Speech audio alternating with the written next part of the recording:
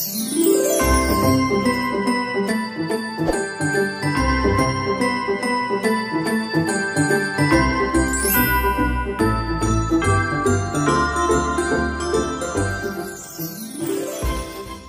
guys! Welcome back to our channel.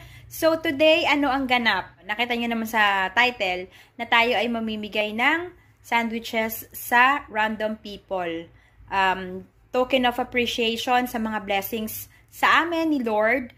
We give back. This is our own way of giving back to people kahit nasa maliit na bagay. So guys, please don't bash us. Ito lang yung naisip namin na way para naman makapagbigay ng smile sa mga mapagbibigyan natin ito. So anyway, si Rafa nasa school na. Samahan nyo akong bumili ng sandwiches. Sandwiches na lang guys kasi last year ang pinamigay namin is pansit. Nagluto ako ng pansit and yun ang pinamigay namin. And for this year, ang sabi ni Tatay Chris, much better na sandwiches na lang. Kasi nga, yung iba naman, syempre, hindi nila alam yung pansit. Like, most of the people here, yung mga nakita namin last year, hindi naman, kumbaga, Asian. So, hindi nila alam yung pansit. So, sabi ni Tatay Chris, much better na sandwiches na lang. And, bibilhin ko na lang siya, guys. Hindi na ako gagawa. Ready to eat na lang ang ating ipapamigay. Ibabalot ko na lang siya individually. Let's go guys, samahan nyo ako sa bake shop para bilhin na natin yung ating assorted sandwiches. Let's go!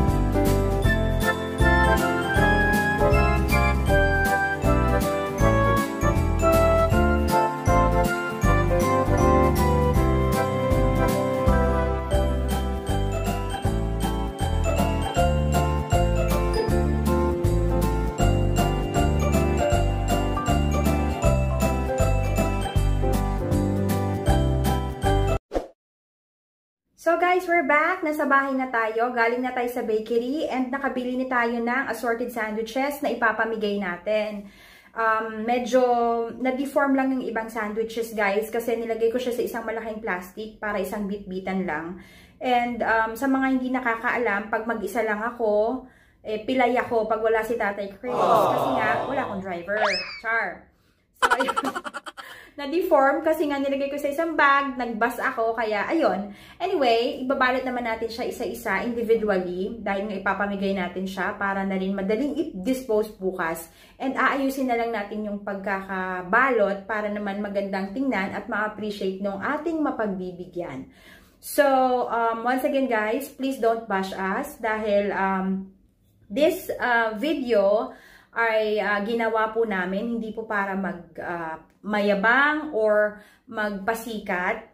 And ginawa po namin ito dahil po gusto po namin i-document yung aming good deeds para po mapanood po ni Rafa, matatak po sa isip niya na mas maganda pong magbibigay tayo kung ano meron tayo. Di ba nga po sabi sa kasabihan, it's better to give than to receive. And sharing po is caring, kaya we share kung ano meron tayo kahit na po sa maliit na bagay man lang po makapagbigay po tayo ng smile o ngiti sa mga labi po na mga mapagbibigyan po natin. Regardless po kung maliit or malaking bagay, hindi po yun importante. Ang importante po, yung nasa puso po natin, yung willingness po natin na i-share kung ano po yung meron po tayo. So, yun po ang reason kung bakit po namin finilm ito, dinocument namin po ito. Actually, this is not the first time po na namigay po kami or mamimigay kami ng food.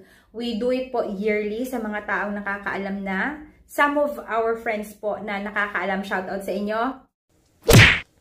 So guys, here it is. This is 50 pieces assorted sandwiches po, which we are going to wrap individually. Pero hindi ko siya ibabalot pa sa ngayon. Ilalagay ko muna siya sa ref. Kasi may mga errands pa akong gagawin. And isa doon yung pagbili ng regalo natin kay Rafa. Inihintay ko lang si Tatay Chris na dumating and then pupunta kami sa toy store para mabili namin yung gift para kay Rafa. Kasi ang hirap bumili ng gift pagkasama siya. Kasi nga, hindi na makakapag-intay until Christmas. Sigurado bubuksan niya na. And alam niyo yung spirit ng surprise, wala. Kasi siya mismo yung kukuha ng gift dun sa, nung toy na gusto niya. Although yun ang bibili namin, yung talagang gusto niya, pero ibabalot namin para yung spirit ng Christmas and yung surprise na feeling nandun pa rin pagka inopen niya. So, ayun guys, samahan nyo kami guys ni Tatay Chris na bumili ng gift para kay Rafa. Hi guys! We're in the car now. Pupunta kami ng toy store kasi nga bibilhan na namin si Rafa ng Christmas gift. So, after doon, susunduin na namin siya. Pero syempre, itatago namin yung kanyang gift. Babalutin ko. So, ayun. Samahan nyo kami, guys. Ciao!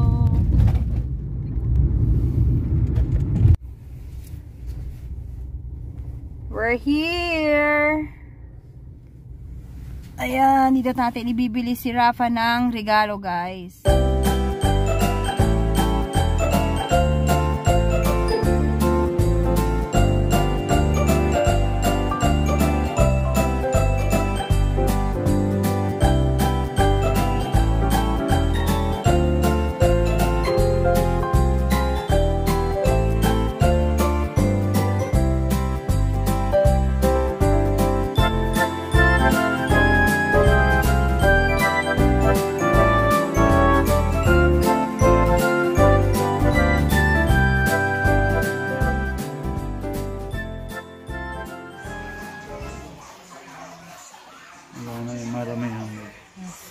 Naubos na?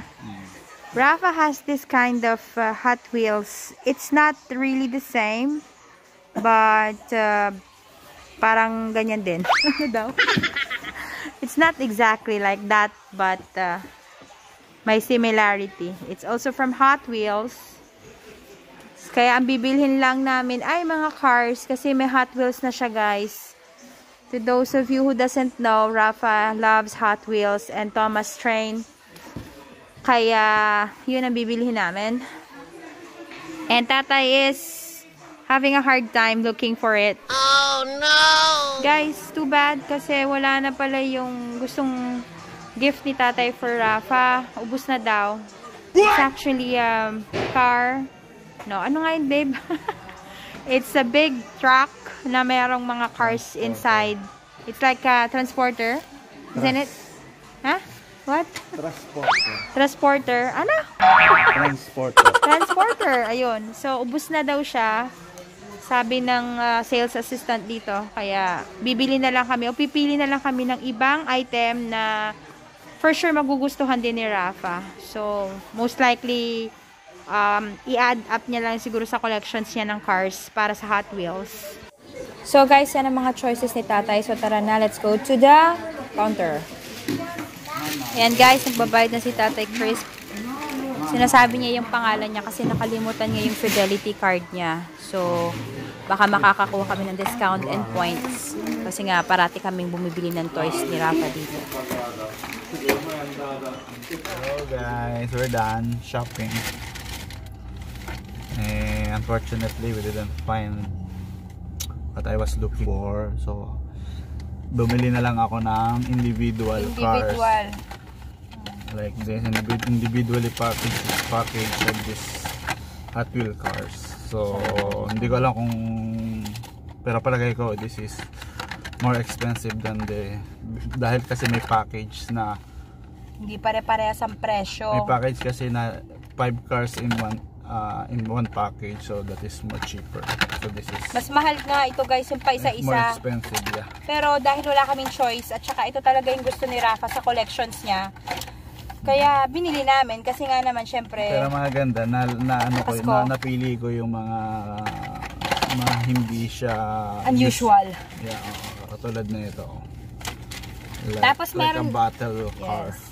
And my favorite is this. Wait lang. I will show you. My favorite is this one, guys. Look. Merong fries at saka burger. Yeah. So, I think Rafa will going to like this. At para mas ma-excite siya, babalutin ko ng isa-isa din. Kasi para pag binuksan niya, 'di ba, yung ma-excite siya, isipin niya kung anong laman. Unlike na pag binalot ko ng isang balutan lang, sama-sama, mahirap. Pag kumbaga wala na excitement. Pag nabuksan niya na, tapos na. So, mas maganda yung isa-isa. Dahil individually, naman siya, binili. And, syempre, binili namin siya ng watch. Ayan. Wala na rin ibang design. So, binili ko na to. Kasi, sira na yung watch niya, wala ng battery. Magkamukha lang to. Tapos, bumili din si tatay ng anong tawag dito? Luces. Anong tawag dito? Luces sa Philippines. Ewan ko kung sa atin, siya, luces. So, ayan. Bumili din si tatay nito. For New Year naman. Kay Rafa lang. Kasi, tsaka yung mini fountain, papakita namin sa inyo. This one. Ayan. We bought this one. Kasi magla-lockdown. So, bumili na kami. We anticipate. Yeah, nag-anticipate na kami dahil the day after tomorrow, magla-lockdown na on the 24th. So, we took advantage while we still have time. It's prohibited to go. Yes. So, yun lang guys. Yun ang aming Christmas gift kay Rafa. Hindi naman importante. Merry Christmas. Kung mahal, ang importante nga is kung ano yung kaya mong ibigay and you give it from the heart. So, ayun. And we are sure na magugustuhan ni Rafa yung aming gift kasi nga talagang he always wants these gifts dahil sa collection niya. Color shifter. Yes, especially the color shifter. Gusto niya maglandi ng tubig. Yes. Kasi yung isa niyang Hot Wheels set, meron dong part na pwede mong lagyan ng tubig. Tapos pagka merong specific card din na pwede mong gamitin para dun sa water na yun, nagpapalit ng kulay. And that is Rafa's favorite Hot Wheels set. So yun guys, now that we're done doing and buying gifts for Rafa, susunduin na namin siya sa school. And ayun, samahan nyo kami tomorrow because tomorrow mamimigay na tayo ng sandwiches. Ipabalot ko siya individually tonight para tomorrow ready na siya. So, later. Guys, we're back! We're on our way to Vatican now para ipamigay na yung ating mga sandwiches. Bumili na rin si Tatay Chris ng bottled water para naman may panulak yung ating mapagbibigyan. And medyo madilim na kasi although it's only 5 o'clock in the afternoon, but since it's winter, madilim na siya. So, ayun, on the way na kami sa Vatican. Malapit lang naman ang Vatican sa aming bahay. But, hindi kami nag-commute kasi nga may dala kaming mga tubig at may dala kaming sandwiches. Ayan, inaantok daw si Rafa, which is not true kasi natulog naman siya kanina. He's just teasing us. No, okay, if you say so. If you want to sleep, then sleep. And, isasabay na rin namin guys ang pag-visit sa Vatican, sa St. Peter kasi tomorrow is lockdown. So, hindi kami makakapagsimba dahil nga lockdown na ulit. Bawal lumabas. Ayan. And our Christmas will not gonna be, so happy dahil we're not allowed to go out. We can't see our friends, our relatives. Kaya sa bahay lang kami, but we still have to look the brighter side of it. Kahit na hindi pwedeng lumabas, ayun, walang work si Tatay Chris kasi usually for the past ilang years na Tatay? 3 years? For the past 3 years, every Christmas, guys, nasa work si Tatay Chris. So, this is actually our first Noche Buena. Tomorrow is gonna be our first Noche Buena na magkakasama. Kaya, yun din ang inaganda ng lockdown. So, ayun guys, malapit na kami sa Vatican and we will show you the beauty of St. Peter again.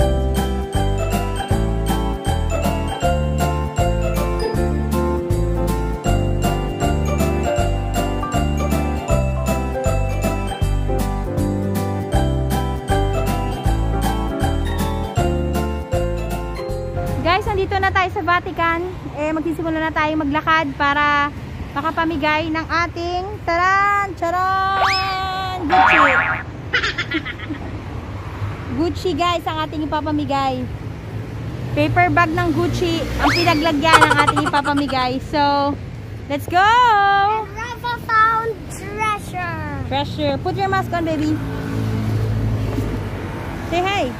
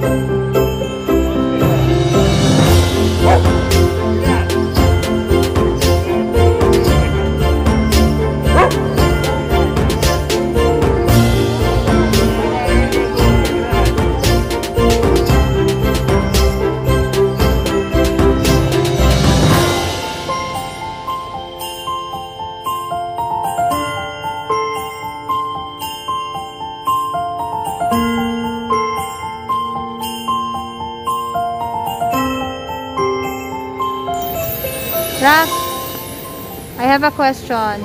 Yeah, what is it? Now that we're done giving sandwiches and bottled water to the homeless, how do you feel about it? Good. Good? You feel happy? Christmas is friendship. And giving. Christmas is what? Friendship. Friendship, and it's love.